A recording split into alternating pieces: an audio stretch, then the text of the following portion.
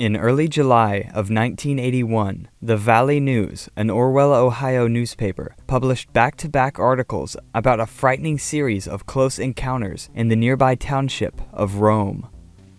A farmer and his family tried desperately to defend themselves and their home against these bizarre creatures, but their efforts were in vain. The phenomena escalated until the police, as well as civilian investigators, joined the victims of these unknown forces in their search for answers. The phenomenon spread to neighboring towns soon after, with multiple other independent witnesses reporting similar activity. The anomalous phenomenon in Rome, Ohio, began building up slowly at first. The majority of the activity centered around one family, although it was alleged that others also bore witness to the strange happenings, up to 15 others. The main witness was identified only as Robert S. In 1980, Robert's son reportedly had a vivid and horrifying experience, wherein he witnessed the face of a, quote, creature in his bedroom window. The family chalked it up to nothing more than a nightmare and continued on with their lives, though to Robert's son, the experience was all too real. Robert's family owned a fairly large property in the area, with a large forest surrounding their farm, where they allowed the local Amish community to cut down trees. In May of 1981, the Amish were in their work area on Robert's property, where they had 600 pounds of horse feed. The morning after they hauled the hundreds of pounds of horse feed to the work area, they returned to find the bags slashed and ripped apart. Unsure of what would have done this, they had no choice but to bring even more horse feed, as their work horses wouldn't have had enough food otherwise. The next day, Robert heard a series of gunshots ring out from the wood line. Robert knew that the Amish carried weapons for self-defense, but he worried that someone could be hurt and decided to check for himself. He saw the Amish coming out of the forest, bringing with them one of their horses, which had just been killed. The horse's side was cut open by what appeared to be large claw marks, cutting roughly 1.5 inches deep. The Amish were visibly upset and did not want to discuss the incident. All they would tell Robert is that they were just shooting at snakes. The Amish returned with a new horse and continued working for a while before abandoning their work site in its entirety. They left their entire work site, including all of their equipment behind, for an entire month before returning to collect it. In the same time frame, a local farmer lost 4 cows with no explanation. Nothing but pools of blood were found where the animals should have been. During this time, Robert was in the process of having a gas well put in on his property, which also required clearing a large area west of Robert's home. In June of 1981, a bulldozer operator clearing trees half a mile into virtually untouched forest for a gas line discovered an uncanny area of Robert's land. The area, roughly 40 square feet, was completely barren. It appeared to be stripped of any vegetation, grass, plants, and even rocks. 4 holes in the ground, the size of 50-gallon oil drums, were found within this area. Robert had no explanation for this oddity because, to the best of his knowledge, no one had ever been in that area. On June 15th, several of Robert's animals, 4 ducks and 1 chicken, were found dead within the forest. However, they did not appear to have been killed for food. Each animal's head appeared to have been bitten off, and every duck had a large bite taken out of its stomach.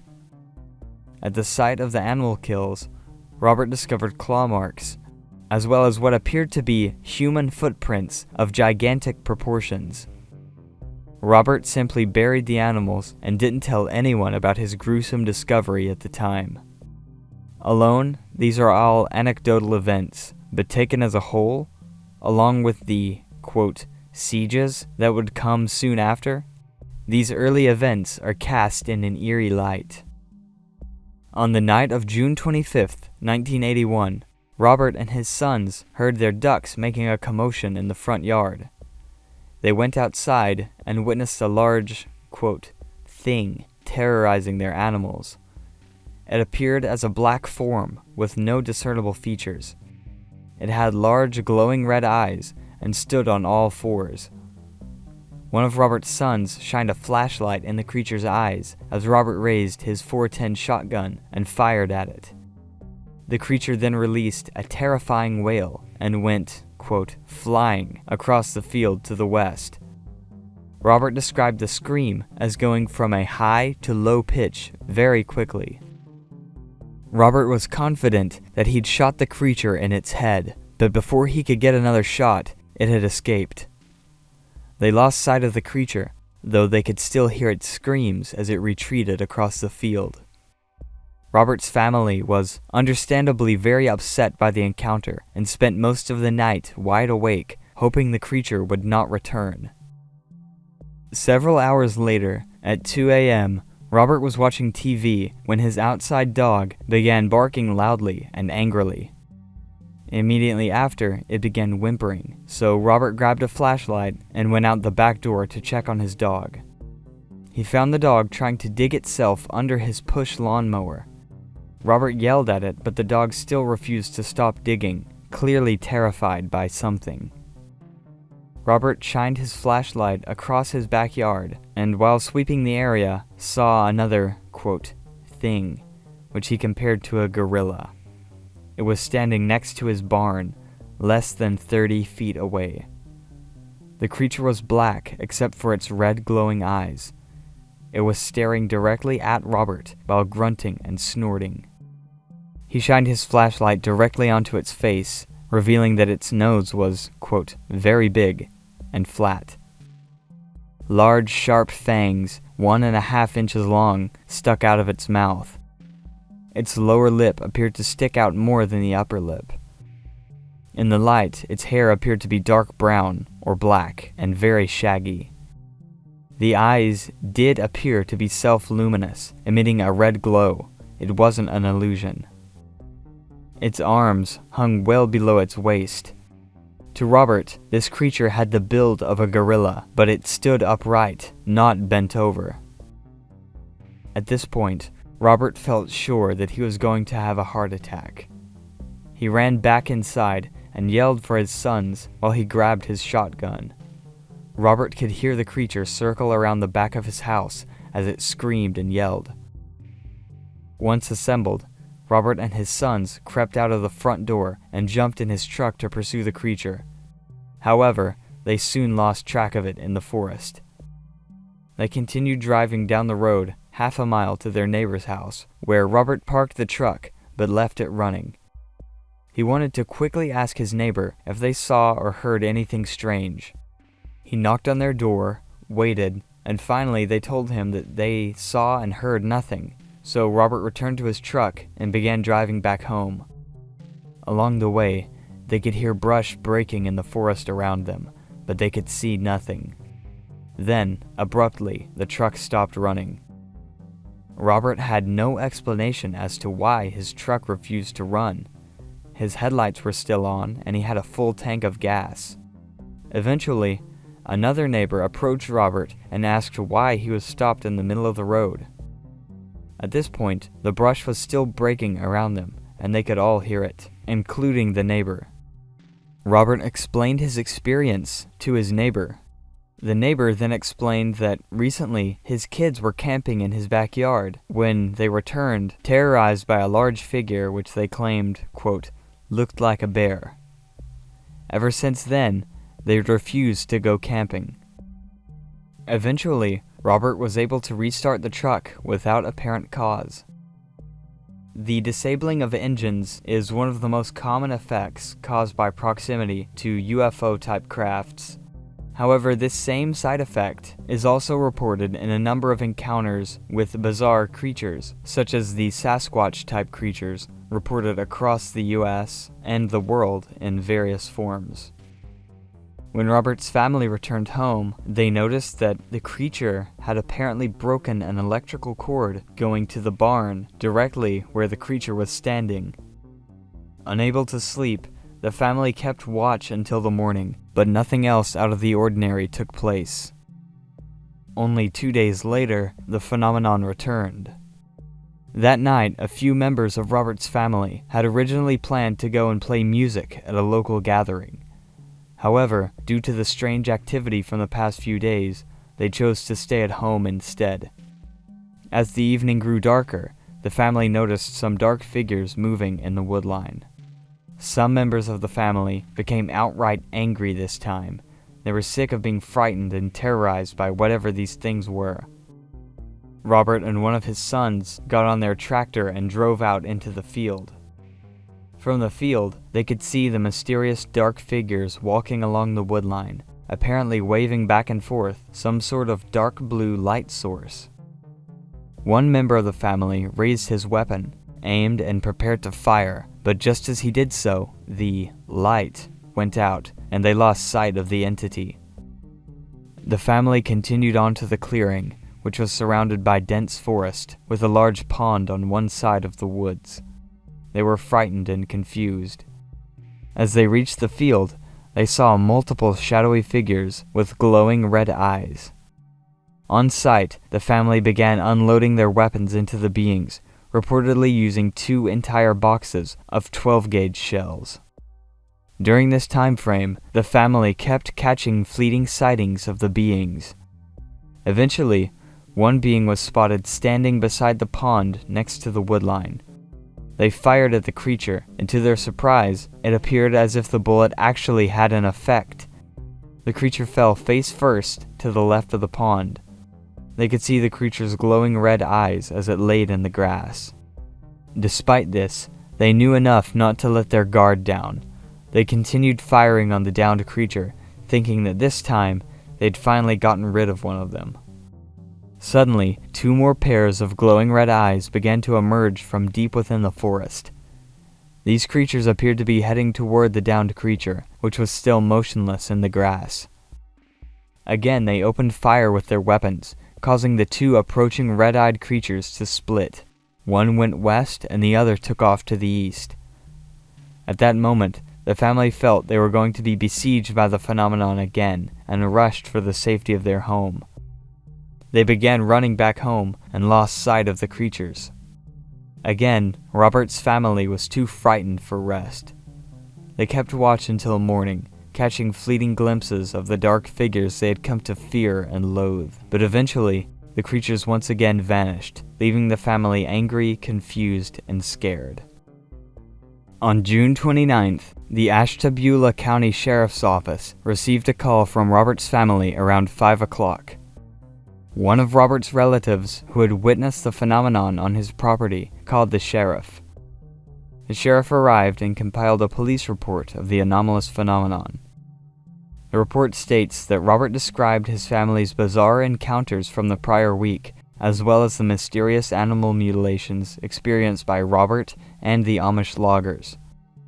The report describes the tall, hairy creature as a, quote, large, black-colored animal standing about 7 to 9 feet tall. The police report states, quote, I checked the area along with Mr. S and saw no signs of blood or tissue. We did discover a few large prints in the ground, but they were distorted.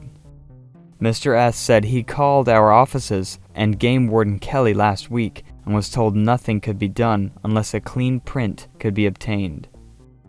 Mr. S mentioned that he had lost 4 ducks and a chicken since the activity had started, and advised of other incidents where horses belonging to Amish loggers and other farm animals had been attacked. Later that night, the same individual who called the sheriff's office earlier did so again because she was still gripped with fear. Quote, they did not want me to do it, but I just could not take it another minute.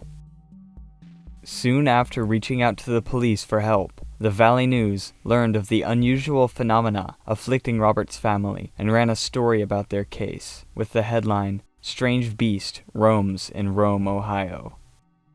Robert's family was embarrassed by this and detested the attention. They refused to speak to the media.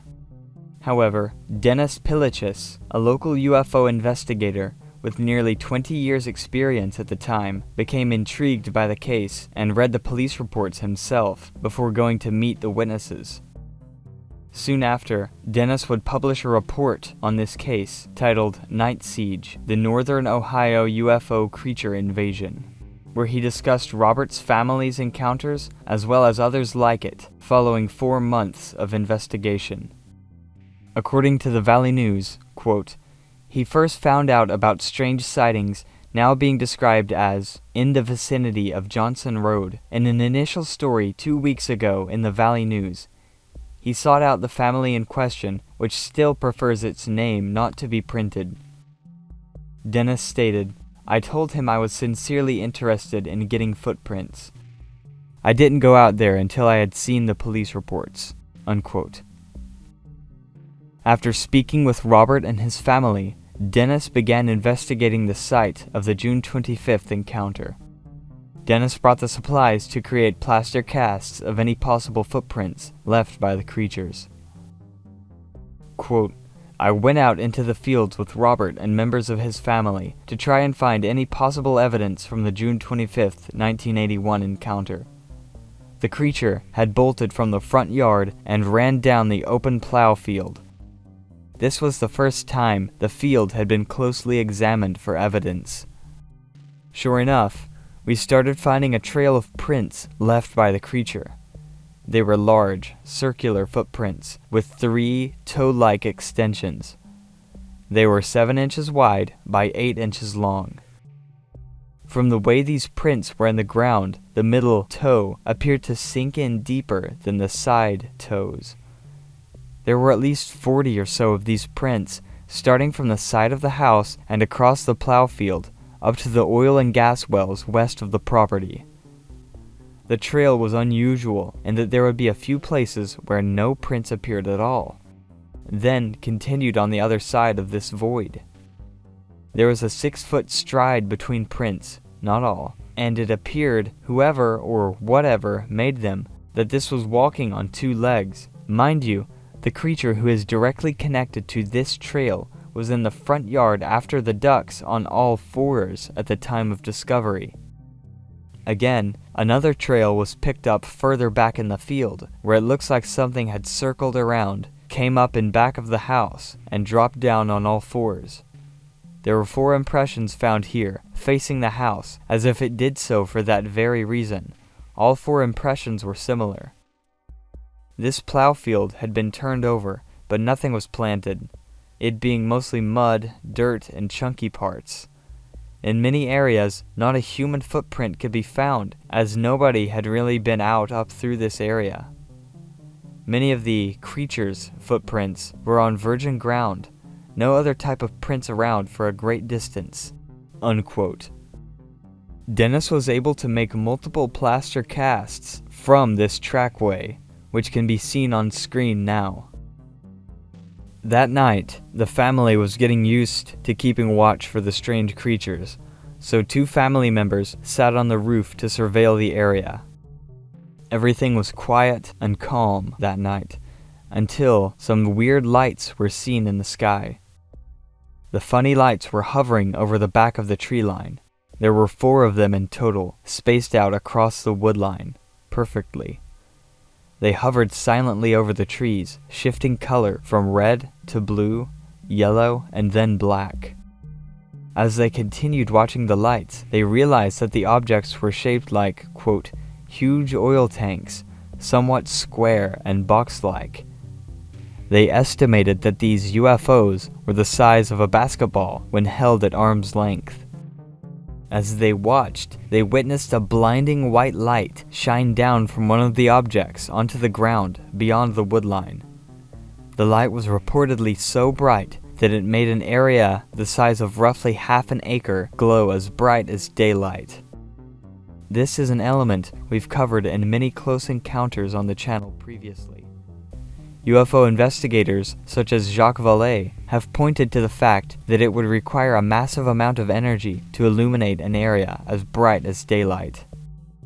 At this point, while the entire area seemed to be glowing, the family heard what sounded like the blood-curdling screams of a woman coming from the edge of the tree line. Suddenly, the anomalous objects vanished, bathing the area in darkness once again. Then, the family noticed the unknown figures from the previous nights running by the tree line.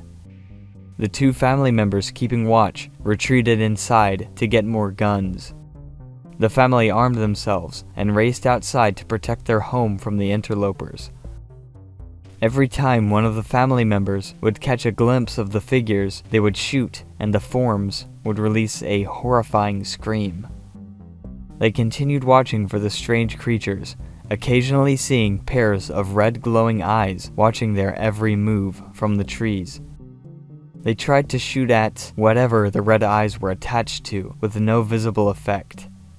When they fired at the red glowing eyes, the dark figures would then run to the left and to the right of the, quote, eyes. The witnesses then felt a strange inkling dawn upon them. They felt that, for some reason, the glowing eyes were being used as some sort of distraction or trick. Whenever they would land a shot on one of the figures, they heard screams, but the beings just refused to go down. A short while later, from their post on the roof, they spotted two shadowy forms with red glowing eyes walking through the field.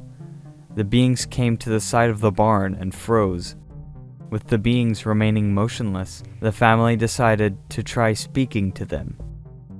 They tried talking to the beings for 5 minutes without success, before opening fire again. The entities screamed and retreated. At one point that night, as the family continued firing at the entities running along the woodline, they noticed what appeared to be one of Robert's horses standing in the field. This chilled the family because they knew with certainty that their horse was still inside of the barn, which was locked. Something was wrong. They knew that even though it appeared to be their horse, it was not. They checked and found that their actual horse was indeed still safe inside the locked barn. It was as if some non-human force or intelligence took the form of the family's horse for some unknown reason. There is no explanation for this incident, and I am personally unaware of any similar happenings in the Close Encounter or Fortean literature. 2 members of Robert's family fired at the unknown creature, which screamed and growled before fleeing to the northeast. The family waited a bit after the creature's departure. With no signs of it or any of the other creatures, they descended from the roof and checked the field. The family was shocked to find no blood, hair, or tissue in the area, despite the amount of times they shot the entities. Some strange footprints were left behind, but they were indistinct, so the 2 men returned to the roof. Later, around 3:30, a bright, white light appeared over the cornfield across the street from the barn. One of the men actually witnessed the light appear.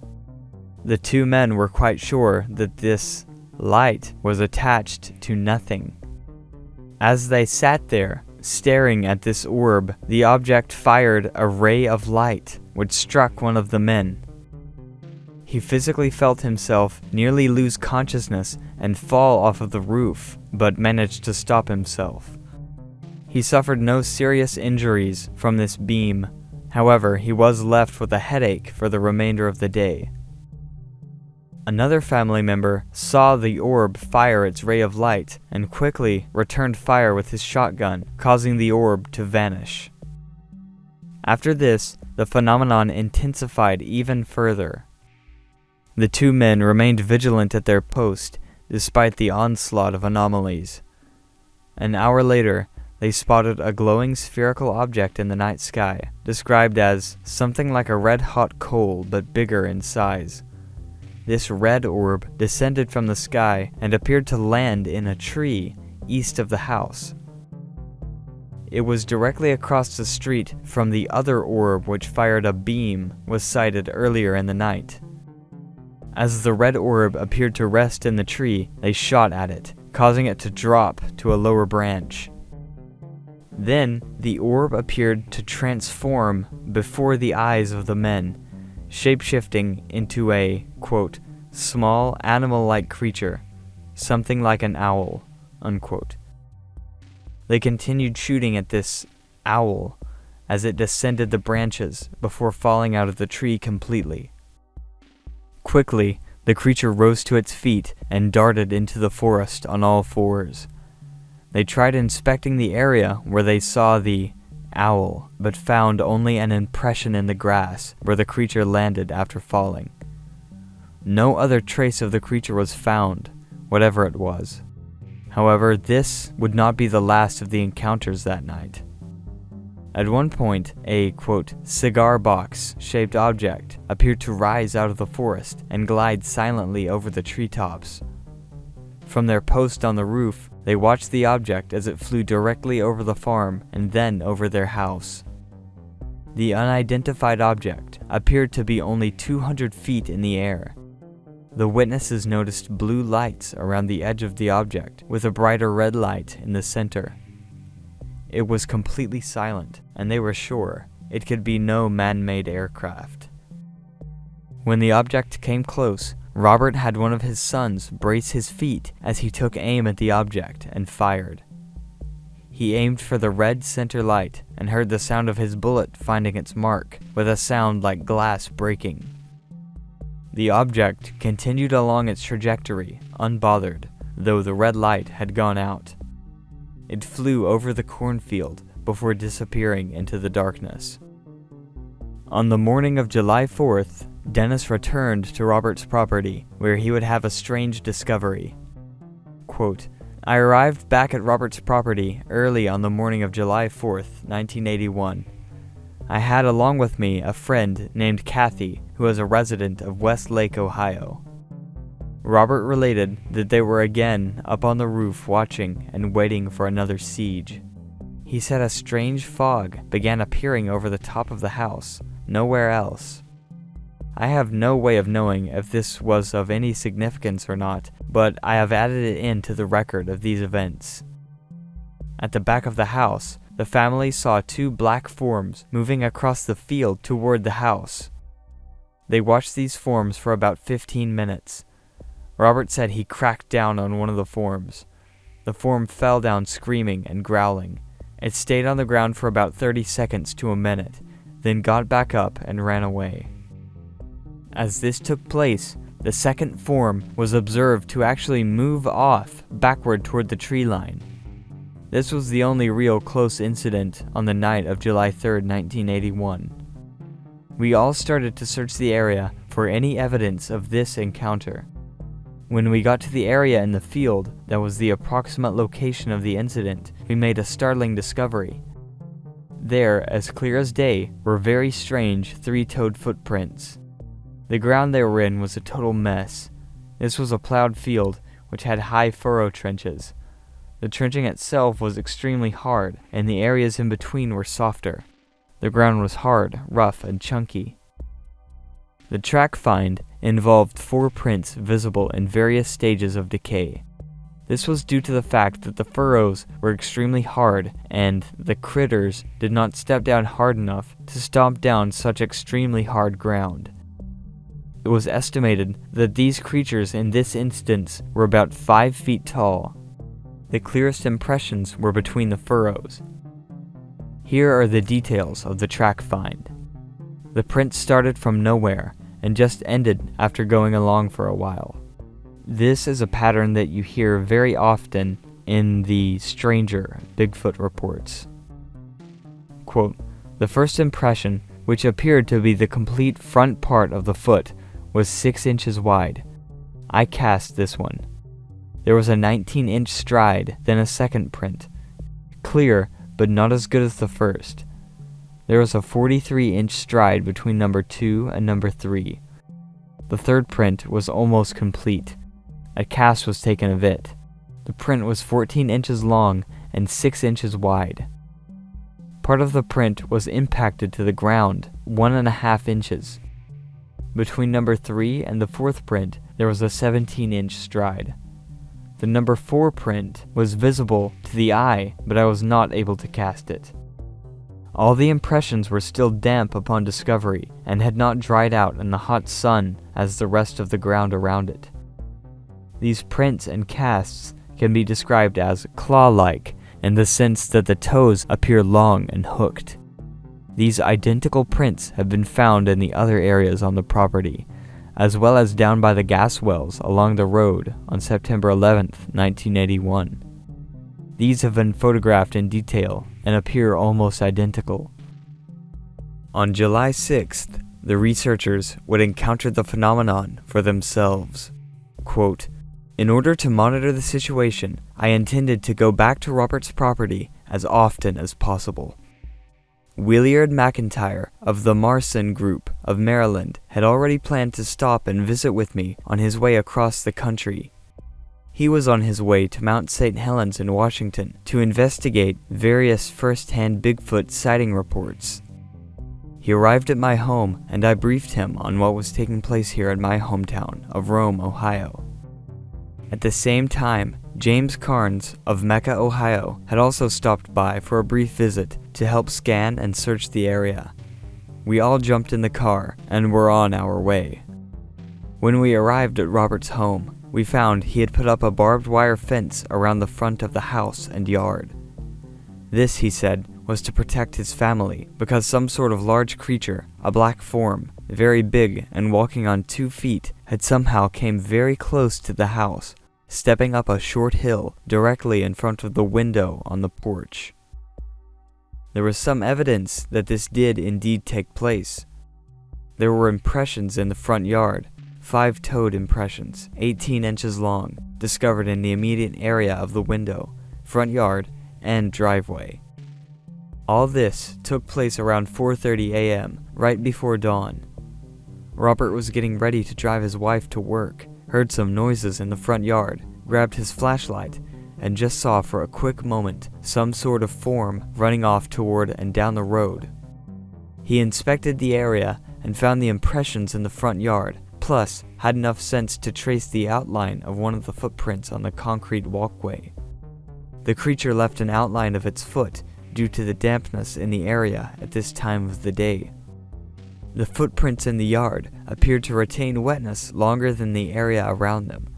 They were still wet 12 hours later. The clearest image of what these prints looked like is documented in a color photo of the outlined print, which by now had dried out in the hot sun, leaving the ink outline around it. Robert related to me once again that the forms had come back. He said a big black form was standing in the woodline opening north of the house, and he shot at it. Robert said it acted like it was hit, screamed, and ran down the woodline opening into the woods. The form moved at a very quick rate of speed. We examined this area. 3-toed footprints were found in this area, plus big hoof marks of some sort that so far have not been identified as anything of earthly origin. One of our most peculiar finds was ahead. This tractor path opening, which spills into a clearing, was made of very hard ground. There was field grass growing on it, about 4 feet high. In this area, we found 5-toed footprint impressions which had not impacted but set down hard enough to form an outline of the foot in the grass. The heel must have come down hard because there was actual contact with the ground at this point. The strange thing about this find was that the field grass was swirled around the footprint impressions in a clockwise direction. It was one of the strangest things I had ever seen. We found 5 prints which exhibited the swirl effect around each print. The prints were spaced 6 feet apart. When the tractor path prints veered off into the clearing and field, they left a normal broken path which did not have the mysterious swirl effect. More exploration was done with more results. A strange 3-toed print in the mud along the woodline, 6 inches long by 5 inches wide, was found. The 3-toed impressions found earlier were around 10 inches long. The impressions with the swirl effect were 18 inches long." Unquote. After filming some interviews with members of the family, investigator Jim Carnes left. However, Williard and Dennis decided to stay the night at Robert's property, hoping to witness the phenomenon for themselves. Quote, Williard and I arrived at the location of the Bigfoot sightings late afternoon, early evening. We did not know what to expect because as researchers, we had not seen anything up to this point. The family members were loading up their guns in preparation for another all-night stakeout on the roof of the house. One family member reported seeing red glowing eyes out in the woodline behind the house. Williard, myself, 2 family members, and a friend of the family proceeded to go out back to the woodline across from the plow field. I must admit, I could not, first off, see many of the forms moving on the woodline. I believe this was due to my night vision abilities, and the fact that various family members were expert hunters and most probably could see better at night than I. We did have an intense experience while out on the woodline. A glowing form stepped out of the woodline on the other side of the field. The 3 family members fired upon it, hitting it, with it looking like the form fell down into the high grass. We all ran toward this area, losing a minute or 2 because we had to climb over a live electrical fence. We found the area, with the grass smashed down and another path leading away, as if something had dragged itself away into the woods. No human or animal had been in this area to create the ground effects we observed. Williard and I went ahead and started throwing rocks into the woodline, hoping to hear something run away or for it to come out after us. As we did this, a rock came flying out of the woods over our heads, landing by the family members. They were standing about 15 feet behind us. More red glowing eyes were observed moving along the woodline. It appeared all the activity was shifting to the woodline on the east side of the house. This was the first time any intense movement had taken place along the east woodline, directly on the side of the house. We all ran back to the house, fearful because the activity appeared to be moving so close to the house. We all saw red glowing eyes peering out at us from the area of the woodline. Every once in a while, a form could be seen with a white glow around it, as if it was illuminated. Numerous sets of eyes could be seen throughout the night. The creatures appeared to favor a dense area on the woodline east of the house, and among the dense brush and trees back about 6 feet into the woodline. In this area was a dead tree trunk broken about 15 feet off the ground. The tree had apparently been hit by lightning at one time. The creatures appeared to favor this area to play hide and seek with us. Sometimes 3 of the creatures at a time would hide behind trees in this area, periodically stepping out from behind them. Sets of red glowing eyes could be seen 10 to 12 feet off the ground. Sometimes eyes could be seen only 2 to 3 feet off the ground. I was using Williard's high beam flashlight up on the high point of the roof. Williard and the other family members were down on the lower part of the roof. I was aiming the light for the family members while I shot at the forms. Williard was attempting to tape record the events as they happened with his micro recorder. The best sighting we all had this night was when 3 sets of big red glowing eyes were observed, one to the left, one behind the dead tree, and one lower, almost on the ground. The bigger creature, which was over 12 feet tall, judging from the dead tree trunk, stepped out and stood to the left of the tree. My flashlight beam was right on it at this time, the body of the creature actually casting a shadow on the big dead tree trunk. Black hair could be seen shining in the light of the flashlight from the creature's body. Everyone fired at it. All the critter did was turn sideways with a strange sort of motion and moved out of the flashlight beam. The shooting did not appear to have any sort of effect at all. We were all, by this time, 3 a.m., very confused and frustrated by what we were seeing with our own eyes. After the bigger creature moved away, I had the flashlight beam directly on the red glowing-eyed face of the one to the right that was almost on the ground for almost a full minute or 2. I will never forget this experience. I actually then saw it sort of crawl away, moving back into the woods. We climbed down off the roof and went out toward the wood line. This did no good, as the red eyes in the woods appeared to move back into the woods even more as we tried to approach. Daybreak came, and the manifestations stopped. Several days later, on August 13th, Dennis received a phone call from Williard. He told Dennis that he had just returned from a cross-country Sasquatch research expedition, but he still could not get over what they experienced in Rome. He suggested to Dennis that they return to the site of the Rome encounters, this time with traps and a plan to capture the creatures on film. Quote, in his letter, he suggested we try different lures and try to get these creatures on film. He said he could bring tape recordings of ducks and of a rabbit screaming. Plus, he could bring 3 live rabbits that would be staked out in some appropriate location, hoping the creatures would run out and try to get the rabbits. Inside the rabbits would be capsules of cyanide. These capsules could only be broken if the rabbit is eaten alive. For the overall protection of the team, he also said he would bring a case of flares, a cylinder of pressurized hydrofluoric acid, loaded guns of various power, and if all else failed, a 40-inch crucifix. We had discussed the possibility that this phenomena might be demonic. Unquote. Whether the UFO phenomenon is truly related to what we refer to as the angelic, demonic, spiritual, or the occult remains to be fully understood, although in my opinion there does appear to be some sort of overlap. It's a point of view which is becoming more and more widespread. Williard also wanted to bring Larry Peters, who specialized in investigating cattle mutilation and other anomalous phenomena.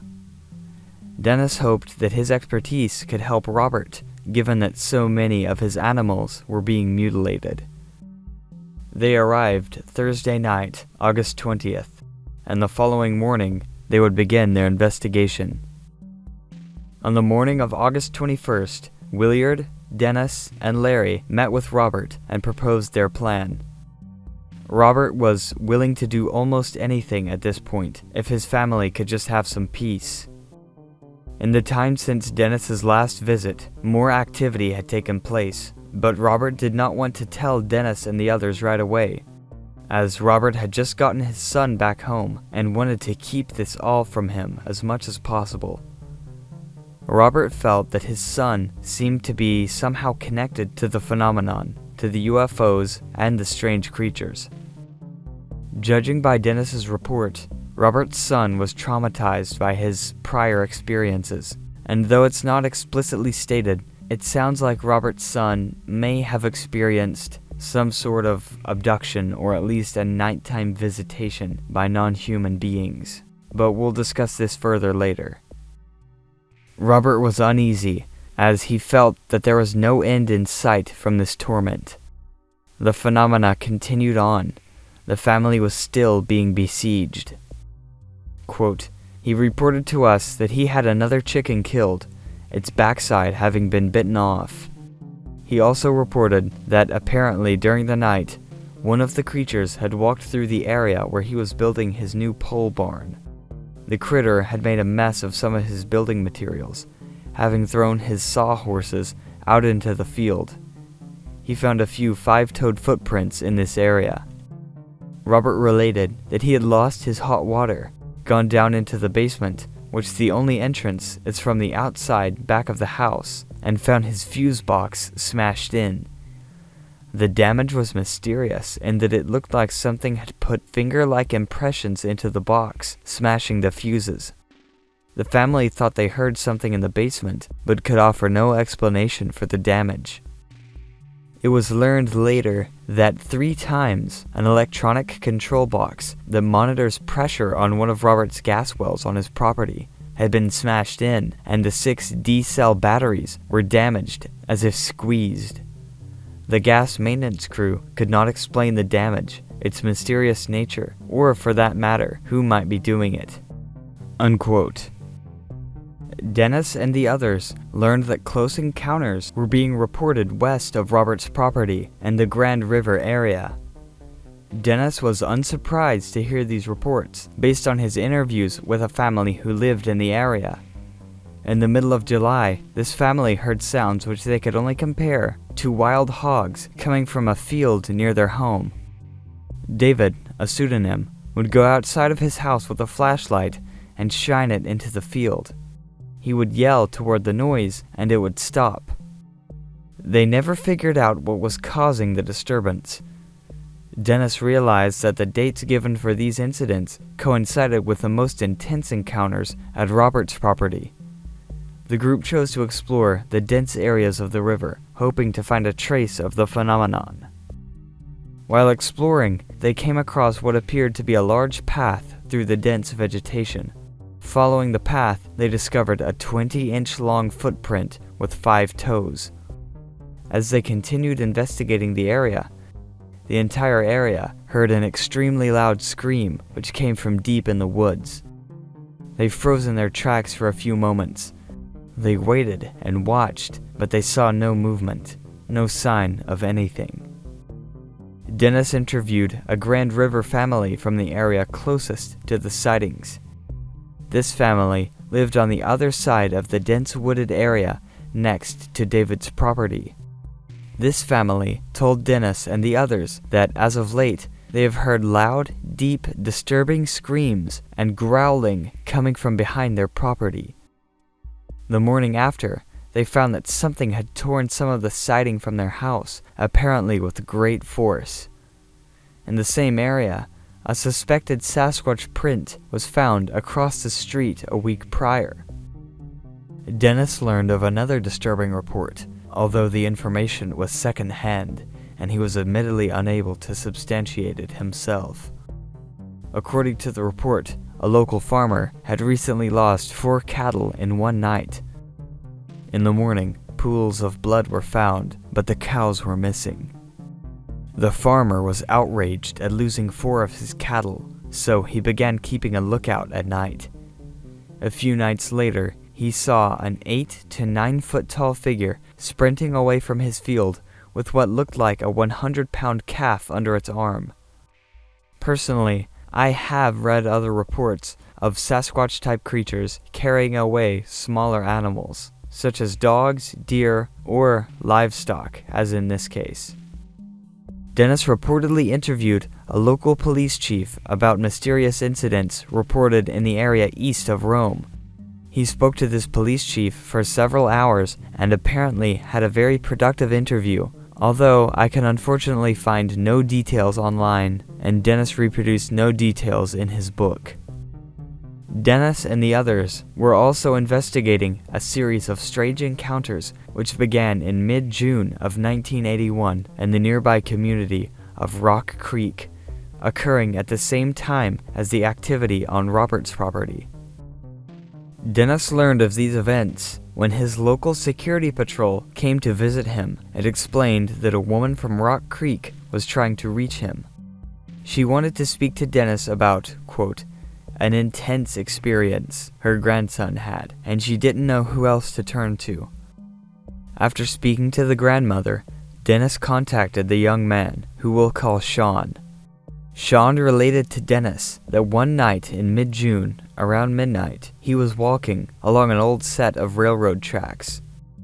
Years ago, the actual railroad tracks were removed, leaving behind a gravel pathway roughly 15 feet wide, which stretched on for miles. The sky was clear, and Shawn recalled that the moon was out. He had been habitually taking a shortcut by walking along this path and deep into the forest to shorten the trip from his home to his grandparents' house. Because this path took him deep into the woods, he brought a gun with him for his own protection against wildlife. In this area, there was nothing around him but forest, except for an old graveyard. While Shawn was walking along, he began hearing some noises coming out of the forest.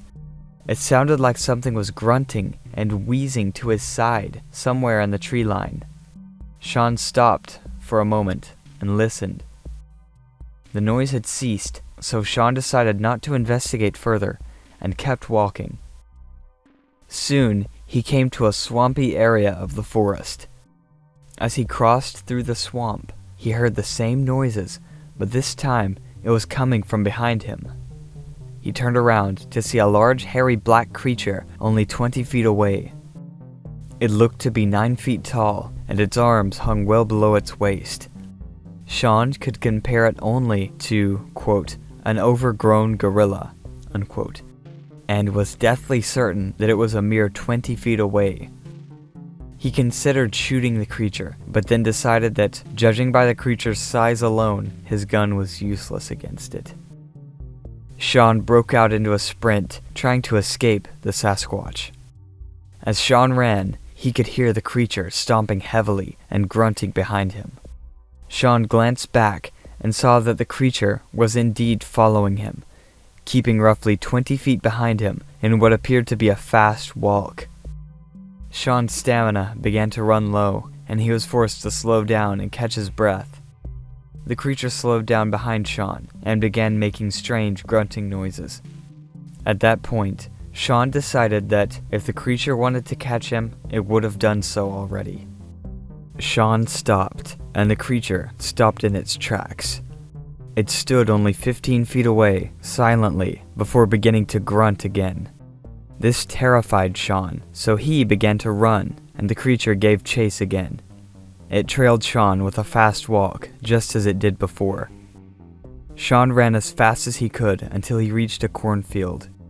He cut through the cornfield, following a path leading to his grandparents' home. He stopped once he was far enough into the field and turned around. The creature didn't follow him into the field.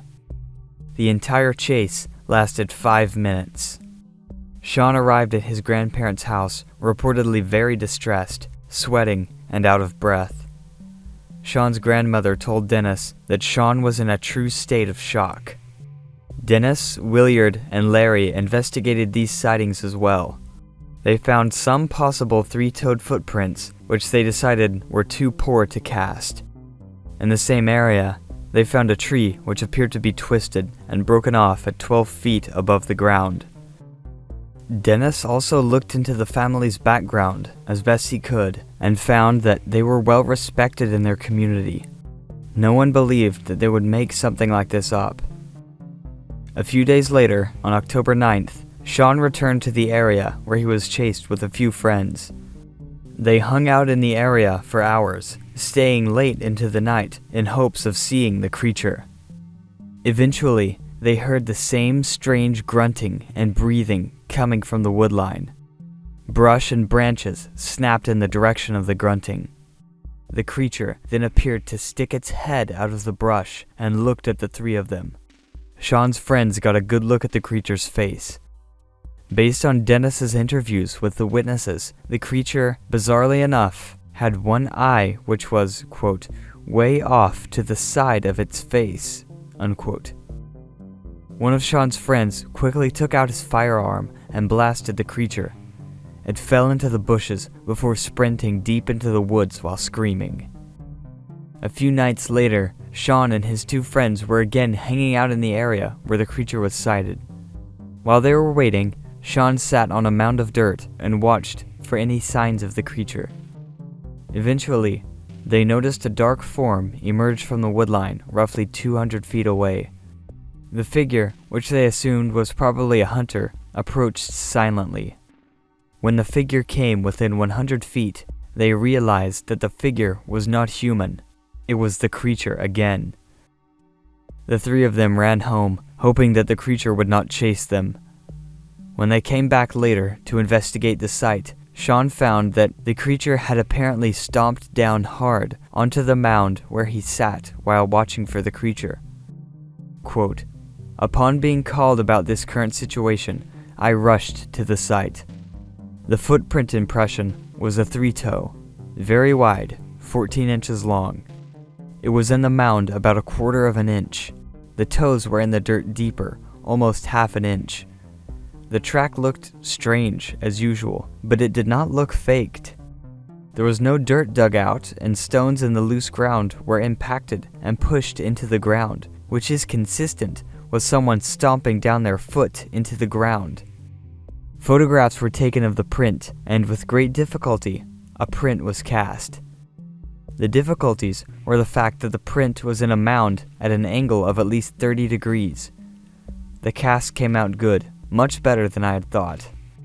I searched the immediate area into the woods, along with 3 other people. We found at least 3 other impressions that were similar to the one in the mound. These prints led to a big tree that had been recently damaged, with limbs freshly broken off. This area was directly across from the railroad tracks into the woods from the mound.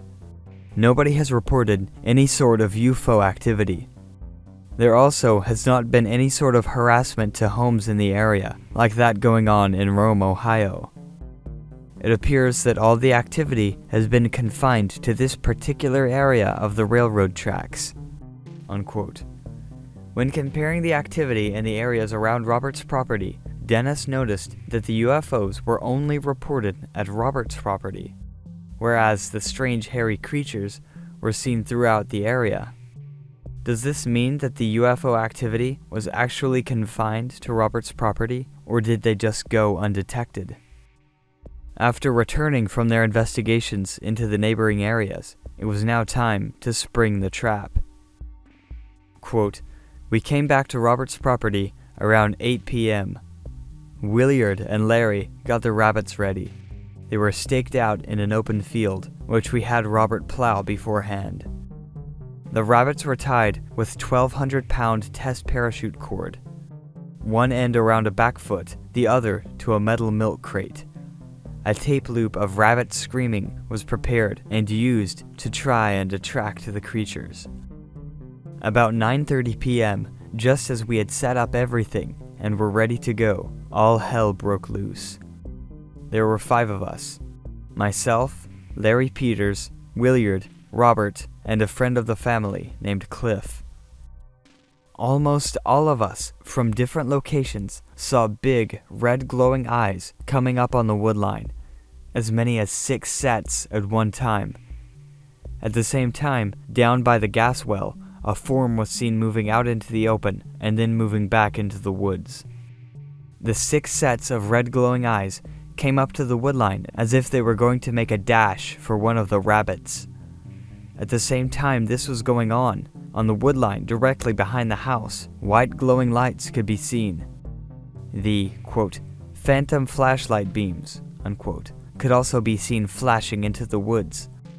The phantom flashlight beams are directly associated with the first appearance of creatures and black forms. Sometimes they are white, other times blue. They have been seen numerous times throughout the Roman encounters from the very start. All this was observed at different locations as we were not together. We all got a little panic-stricken at this point, as this was the closest we had come to feeling we were honestly being invaded. Thankfully, depending on how you look at it, the manifestations leveled off about 10:30 p.m.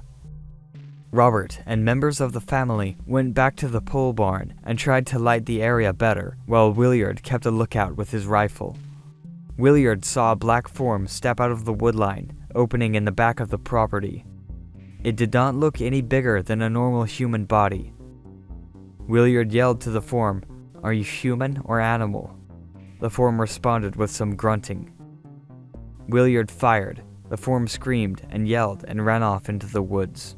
Unquote. Dennis was at the front of the house when this happened. He heard the gunfire and the screams, so he ran around the house as fast as he could to see what was happening. Williard's alleged shooting incident with the creature was confirmed by 3 other witnesses. Dennis and Williard went into the forest after the creature, hoping to find footprints or some other form of evidence. Though they found nothing, they both reportedly heard something whimpering as if in pain. Quote, "By now, it was 1 a.m. Some of the rabbits were making noise, and we were afraid the activity out back was a distraction to get us away from the rabbit trap. We all gathered together near the house, as usual, frustrated, confused, and totally overwhelmed by what we were once again witnessing. A set of red glowing eyes were observed way back in the woods beyond the rabbit trap. Williard and I decided to go down the road to approach the woods on the other side, hoping to see something up close. The family's 2 cats followed us down the road. At this time, they were peaceful, playing with each other, and tagging along a few feet behind us. All of a sudden, we heard a loud howling come from the cornfield across the street. A strange, strong, dense odor came over us all as well. The most dramatic change came from the cats. The very minute this took place, it was obvious the cats heard and reacted to the loud howl as well. They stopped dead in their tracks, looking as if they were in a very aggravated, fearful state. Their tails were twitching, the hair standing up on their backs. The cats were looking from one side of the road to the other in a confused state. Myself, Williard, and the 2 cats slowly walked back to the house. The family members immediately asked us what that loud howl was and if we had heard it. The family heard the howl way back at the house." Unquote. Later on into the night, Larry Peters and the other family members reportedly had more close encounters with, quote, "forms that had big red glowing eyes." Unquote. Larry Peters, according to Dennis, had intense psychological or psychic interactions with the beings throughout the night. Unfortunately, I am again unable to locate the details of Larry Peters' encounters. Dennis wrote that he may discuss them at a later date, but I've found nothing. Dennis's account continues, quote, "It was now getting toward dawn. It was not likely the creatures would try and come out to take the rabbits due to all the shooting that had gone on. Everyone had important things to do in just a few hours, already having been up for a good amount of hours already. Myself, Williard, and Larry went back to my house and quickly went to sleep. Robert took his wife to work, looking out into the field to make sure the rabbits were still in place, and they were still there. A close eye had to be kept on the rabbits, as they were still very dangerous due to the cyanide capsules still inside them. As a matter of fact, we could not sleep all too long, having to get back to Robert's to get rid of the rabbits for him. Robert arrived back from taking his wife to work, checked the rabbits again, and all 3 were still in place. Robert and the boys fell asleep for a small period between coming back home and our arrival. We arrived and had to wake everyone up, more or less. Williard went out into the field to get the rabbits and found to his surprise that the rabbit furthest from the road on the left was gone. Excitement and concern spread over all of us, and we slowly and carefully worked our way out into the rabbit trap area. Just in case the creatures had something to do with this, we did not want to go and destroy any prints or ground effects that might be present. Hoaxing has been ruled out, as over 10 people can testify as to the site and the unique and fascinating way it was found. Family members were home when Robert took the wife to work. It was visible from the house. Granted, the family did fall asleep for a short time before our arrival back at the house. The left rabbit was gone. The metal milk crate it was tied to was over on its side. The 1,200-pound test parachute cord was snapped in half. The rope looked like it had been exploded out. A mysterious deep impression was found next to the crate. It looked like the front part of a large, 5-toed foot. It was in very deep into the ground. There were Bigfoot-type prints, 5-toed, all around the crate with the missing rabbit. Some prints measured 18 inches long. We feel, from putting all the pieces together, that a creature had for some reason put its foot up on the crate to hold it down, snapped the cord with its hands, its foot slipping off the crate, tipping it over, putting the front part of its foot into the ground in the process. There was a consistency to the way the big prints were found. They were confined to a small corner of the plow field, right where the rabbit was placed. Whoever made the prints did not venture far from the woodline. There were those mysterious scuff marks all over the place as well. There also had been some activity around the middle rabbit. It was still in place at the site, but had some sort of puncture wound around the stomach area. It looked like something with a sharp claw had squeezed it. there were smaller 10-inch long 5-toed footprints around this rabbit. The footprint impressions were documented and photographed. The third rabbit was not touched and had no footprints of any kind around it. Seeing that I would be at a leading regional forensic laboratory for unrelated business, I thought to take along the broken cord from the rabbit site. My source concluded, through a brief examination, that the 1,200-pound test parachute cord had not been cut with a knife, had not been chewed, and that for some reason the outer skin of the rope had weakened before it actually broke. A rope of this strength cannot be snapped apart by human hands. A normal person just does not have the needed strength to do it. Dennis reflected on this case, as well as the connection between some Bigfoot activity and UFO reports. Quote, "Both the terms Bigfoot and UFO are ambiguous words at best. These words are used as a starting point to build our concepts of what we think they are. These two topics may not be related. As a researcher and historian of this subject matter, I know that and respect that fact. There very well could be a completely natural, ape-like creature living in the woods around our more dense wild areas of the United States, and for that matter, the world. It is interesting to note, when examining the growth of the Bigfoot and UFO field, that the same sort of political suppression and manipulation exists. An example of this suppressive attitude is that of the ufologists, who do not even acknowledge any sort of Bigfoot-UFO relationship. On the other side of the fence is the Bigfoot researcher, who does not want to acknowledge that Bigfoot sightings take place anywhere but in the northwestern part of the United States. For lack of a better term, these Bigfoot critters and the overlapping UFO activity exhibit a behavior which cannot now be explained or described in terms of known physical principles. There are paranormal occurrences taking place, and they are functioning beyond what should occur if only the known laws of cause and effect are operating. The, quote, invasion now taking place in northern Ohio is only part of a much greater picture. The same picture is playing in many rural towns in the United States, like a broken record. Identical things are taking place. What does it all mean? It means common folk in rural America are literally under siege by a phenomena that cannot be trapped, shot, poisoned, photographed, or hunted. Yet they are driven from their homes, are having their animals killed, and experience great fear over it all. There are times when these creatures are seen, yet leave no footprints. When footprints are found, they start from nowhere and end nowhere. Strange prints have been found in very hard ground and very soft ground nearby. The impressions impacted at the same depth. Sometimes, when creatures are seen visually and they are photographed, their image does not appear on the film. The 3-toed footprints are almost always distorted, with a strange twist at the heel, leaving scuff marks behind." Unquote. As Dennis said, this wave of strange activity, which plagued Rome, Ohio, and the surrounding areas, was sadly not unique.